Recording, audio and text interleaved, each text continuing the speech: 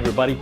Today we're going to go over dotted eighth note delays. This is something that I like to use. It's a really cool trick out of my arsenal, and it raises some eyebrows when I pull it out unsuspectingly. The way I have mine set up is I don't have any repeats, or they call it feedback also. And I just like that tightness, and then I put my mix at 50%. So you hear the note I'm playing, and then you hear the delay coming after it, and it sounds exactly the same as if I just played that note.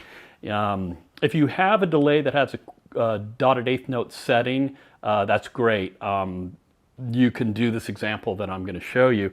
If you don't, there are ways to get that with a delay that doesn't have that setting. It's a little trickier, but scour YouTube and there's some videos about how to get that. Anyway, so let me show you this lick. It's a fairly easy lick. It's a pentatonic lick, and I'm going to show you without the delay. And basically, these are the notes.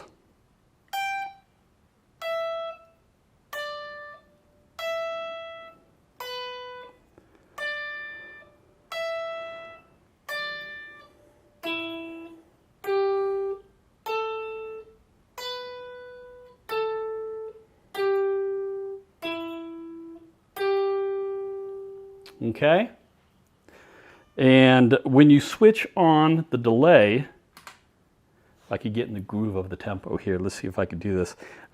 This is what it sounds like.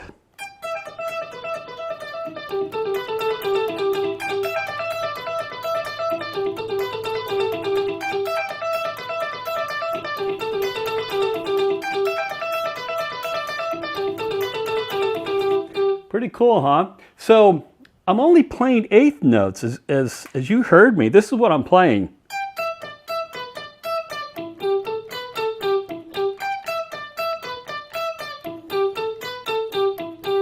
But it sounds like 16th notes. So why is that? How does that work? Well, I've got a little video that I'm going to show you about how this works. So check it out.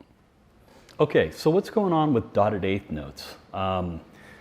This delay is an amazing effect that guitar players use all the time. And basically, if you take a look at this, on the top staff basically are the eighth notes. Now, these are the notes that you would be playing. Okay, let's just concentrate on the rhythms here, not and the note durations and not the actual pitches themselves. So what I did is I took the eighth notes and I brought them down to this lower staff here and represented them in relationship to looking at this as 16th notes, okay? So this note is here, this is here, etc. Okay, so what happens when you play the note, the delay is going to play the same note, an eighth note, and a dot. And the dot means that you take half of that duration, so it'd be a 16th note. So it'd be an eighth note and a 16th note, which would put it right here, which would be on this, at this location, which is the last 16th note here, if you look at it here. So what I'm going to do is I'm going to mark where the delay is with the blue highlighter. So, and then I'll just use these notes down here. So this eighth note is played, and it's an eighth note and a 16th note. So that would be where we hear that note with the delay. So we continue on with this process. So this note is played,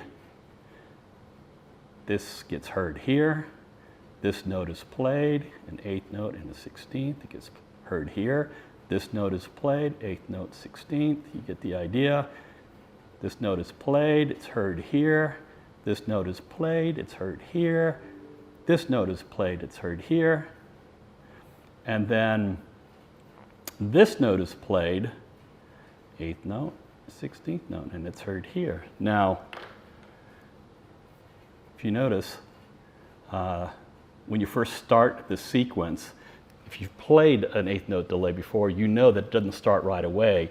So it's pop, pop, so you hear those first two eighth notes. But if you continue the pattern, then you could see that this note that gets heard here ends up filling up this space right here. So when you continue the sequence. So that's why it sounds like 16th notes. And imagine you playing, instead of a single note up here, imagine you playing some sort of really cool melodic line. So this note is going to be heard here and this note here, and this gives you this really cool jumpy type of sound in your melody. Really cool, huh? Okay, so here's an exercise for you. I'm not going to switch on the delay, but I'm going to show you how to play the 8th note pattern, and if somebody wants to take it on and put the 8th note delay on it and send me a link, I'd love to hear what you came up with or what it sounds like. And same tempo, 130, and here's the 8th note pattern.